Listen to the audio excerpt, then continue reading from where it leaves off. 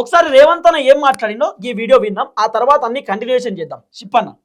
పెళ్లి చేసిన కొత్తగా పెళ్ళైన పిల్లను పిల్లగాడో పుట్టాలంటే 9 నెలలు 10 నెలలు అవుతుంది కదా. కండరాలు తిరిగిన 6 అడుగులు ఉన్నోని పెళ్లి చేసిన 3 నెలల పిల్లల్ని పుట్టించగలడా? అయితే అదే సాధ్యం. దానికి ఒక ప్రక్రియ, ఒక విధానం ఉన్నది. పెళ్ళైన ఎవరికైనా 9-10 నెలలు పడుతుంది పండంటి పిల్లగాడినో బిడ్డనో చూడాలంటే. అయితే ఇప్పుడు ఏమంటున్నావు అన్న, ఇచ్చిన 6 గ్యారెంటీలు అమలు చేయడానికి 2034 పడుతుందా టైం?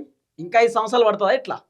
లేకపోతే రైతు బంధు ఇవ్వడానికి, రుణమాఫీ ఇవ్వడానికి, పెన్షన్లు ఇవ్వడానికి, మహిళలకు 2500 ఇవ్వడానికి, 4000 రూపాయల నిరుద్యోగ భృతి ఇవ్వడానికి, మండలాలలో ఇంటర్నేషనల్ స్కూల్ కట్టడానికి, రోడ్లు వేయడానికి, స్కూల్ కట్టడానికి, కాలేజ్ కట్టడానికి, గవర్నమెంట్ భవనాలు కట్టడానికి, లేకపోతే నిరుద్యోగులకు ఉద్యోగాలు ఇవ్వడానికి, లేకపోతే జాబ్ నోటిఫికేషన్, జాబ్ క్యాలెండర్లు, లేకపోతే తెలంగాణను అభివృద్ధి చేయడానికి, ఉద్యమకారుల కుటుంబాలకు భూములు ఇవ్వడానికి, డబుల్ బెడ్రూమ్లు ఇవ్వడానికి, ఇవన్నీ టైం పడుతుందా అన్న? ఎట్లా 2034 దాకా టైం పడుతుందా?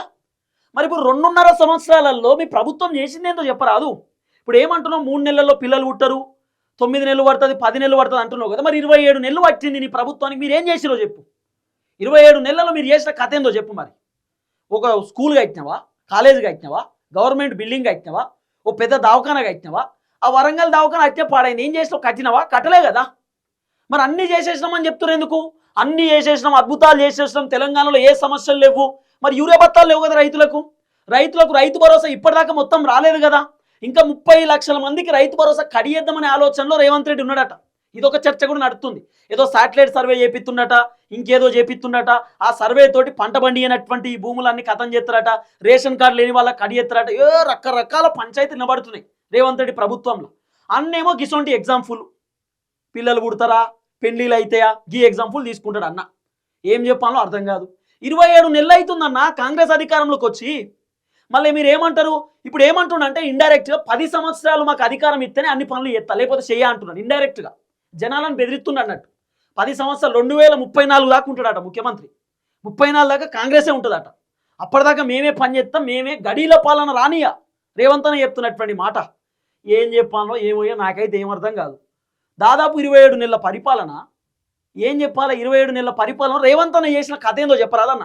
నువ్వు చేసిన కథ ఏందో ఒకసారి లెక్కలు చెప్పరాదు, తెలుస్తుంది.